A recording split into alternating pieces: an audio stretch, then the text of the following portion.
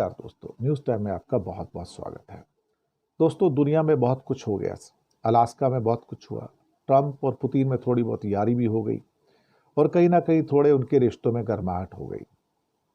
Ultimately Ukraine इसमें एक किस्म से लावारिस पड़ा नज़र आया।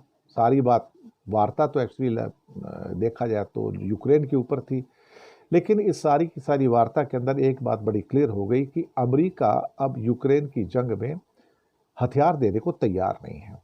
और यूरोपियन कहते हैं, जो कि नाटो वाले, कि हमें हथियार दो, हमको आगे हथियार देने हैं। अमेरिका ने हथियार देने से मना कर दिया। एक्चुअली क्या अकड़ बहुत थी यूरोप वालों में, जो नाटो वाले सारे अकड़ इस बात की थी, अभी तक जितना भी खर्चा होता था उसका 75% खर्चा पूरे नाटो का सिर्फ अमेरिका उठाता था, और बाकी जो 31 देश बचते हैं नाटो के, वो कुल मिला के इकट्ठा टोटल मिला के 25% खर्चा करते थे। तो उनके अंदर अकड़ बड़ी आ गई कि हमारे साथ तो अमेरिका है, तो हम तो किसी से हार ही नहीं सकते और हम किसी के साथ जाके भिड़ सकते हैं। लेकिन अचानक अमेरिका ने हाथ पीछे खींच लिए, पुतिन को वादा भी कर दिया, अब वादा तोड़ नहीं सकते। अब अमेरिका यूक्रेन को हथियार भी नहीं देगा, और उसने पहले कह दिया कि अगर हथियार यूरोप को चाहिए, नाटो को चाहिए, तो भैया तुम मेरे से हथियार खरीद लो, आगे दे दो, तुमको जो करना है, देना है दो, नहीं देना मत दो, लेकिन मैं यूक्रेन को डायरेक्टली हथियार देने को तैयार नहीं हूँ। बड़ी सिंपल सी बात है। अब इनको पेश क्या कहते हैं कि अभी बेहोश हो रहे हैं सारे के सारे यूरोप वाले। यार ये कैसे हो गया? अमेरिका तो हमारे साथ में था, हमेशा साथ देता था, उसके पैसे पे हम भी मौज करते थे, उसके हथियारों पे हम मौज करते थे, 75% तो नाटो खर्चा वो उठाता था और हम उसके बेस पे हम अकड़ते घूमते थे। अब कहता है कि तुमको हथियार देने तो तुमको पैसे दो। अब पैसे उनके पास है नहीं। एक्चुअली हुआ क्या है कि जब तक यूरोप को रशिया की सस्ती तेल और गैस मिल रही थी, तब तक उनकी इकॉनमी समृद्ध थी, क्योंकि cost of energy was very low. लेकिन जैसे ही वो सैंक्शन के अंदर खुद ही डाल दिया उसके ऊपर करके, तो अब उनको अरब देशों से और अमेरिका से तेल खरीदना पड़ता है, गैस खरीदनी पड़ती। अब हो गया बहुत महंगा। महंगा हो तो महंगाई का दौर आया, फिर बीच में कोरोना आ गया, इकॉनमी टूट गई पूरी। कोरोना से बाहर निकले तो इस जंग ने उनको लूट लिया, क्योंकि सारा का सारा सैंक्शन लगा दिया कि तेल और गैस नहीं चाहिए। अब नहीं चाहिए तो अब क्या करोगे?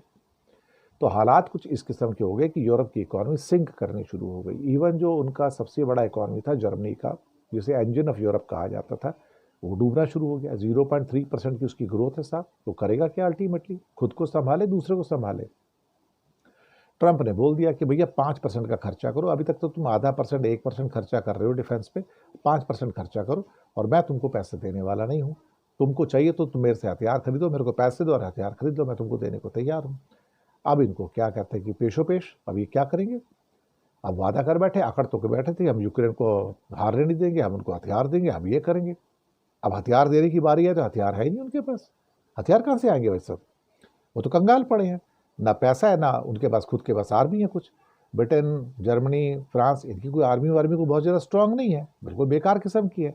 और मैंने 2-3 दिन पहले बताया था कि ब्रिटेन की जो नेवी तो पूरी की पूरी जंग पड़ी है। 45 फ्रिगेट चाहिए उसको, चाहिए जहाज चाहिए उसको, 6 जहाज है उसके पास तो। और जो HM वेल्स जो है उसका है, क्या कहते हैं कि एयरक्राफ्ट कैरियर, वो तो जंग हो चुका है, वो तो शिपयार्ड में पड़ा रहता है, चलता भी नहीं है, वो तो कैंसर का मारा हुआ है। उसकी तो हालत ये है कि वो, उसको कोई बेचना चाहे तो कोई खरीदने को तैयार नहीं होगा उसको, HM वेल्स को। ऐसी हालात है। अब ऐसे में अब यूरोप करे तो करे क्या? अमेरिका ने बोल दिया भैया मैं तो तुम्हारी मदद करने को तैयार नहीं, तुम अपने आप को 5% का बजट कर दो। यूरोप की हालत ये होगी सब, धोबी का कुत्ता ना घर का ना घाट का। मैं सच कह रहा हूँ।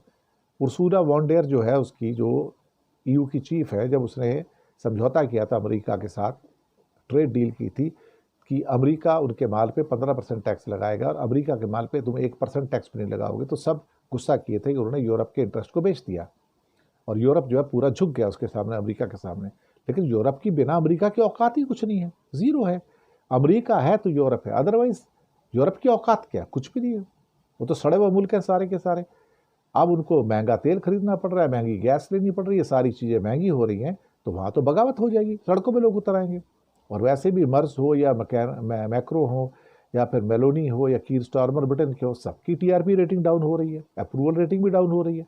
अभी चुनाव लड़े तो हार जाएंगे तो सारे के सारे। अब इसके बाद क्या करेंगे साहब? ऐसे हालात के अंदर तो चीज़ें कठिन से कठिनतम होती चली जा रही हैं।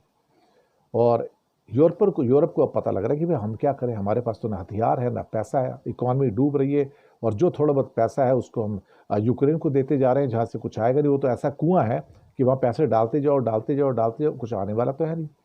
और अगर अमेरिका के हथियार नहीं मिलते यूक्रेन को तो भैया यूक्रेन तो 15 दिन में सरेंडर कर देगा, पूरा यूक्रेन चला जाएगा रशिया के हाथ में, तब आप क्या करोगे? ऐसे ही हालात बन रहे हैं। अच्छा, अब अमेरिका पुतिन से मिलने के बाद अगर यूक्रेन को हथियार देना भी चाहेगा तो क्या सोच के देगा? नाराज नहीं हो जाएगा पुतिन उससे? एक तरफ दोस्ती कर रहे हो, एक तरफ पीठ में छुरी घोंप रहे हो, तो ऐसा तो हो नहीं सकता ना भाई। तो उसका एक ही फैसला होगा बाद में, उसका लैंड जो लिया वो तो वापस हो जाएगा। यूक्रेन को क्या, आई तो पागल आदमी है जेलेंस्की, तो जेलेंस्की को बगावत करके हटा दिया जाएगा, तख्ता पलट हो जाएगा, ट्रंप उसको हटवा देगा, अपना आदमी बिठा देगा जो कहेगा ठीक है तू जहाँ बैठा कर ले, बात खत्म हो गई, सीज फायर कर ले, हम हमारे लिए जो बच गया इतना ही काफ़ी है, बचा कुचा माल हम काम चला लेंगे अपना। और यूरोप से कहेगा ट्रंप भाई देख काम कर, अपना ये सीज फायर हो गया, अपने यूरोप रशिया से तेल और गैस लेना शुरू करो, अपनी इकॉनमी को सुधार लो, अदरवाइज तुम ऐसे मरोगे ना, उठ भी नहीं पाओगे, क्योंकि तुम्हारी हालत जो है ना धोबी के कुत्ते जैसी है, ना घर के ना घाट का। तो यूरोप वास्तव में इस टाइम बहुत बुरी कंडीशन में है, economy is sinking, everything is sinking there. शुक्रिया आपका।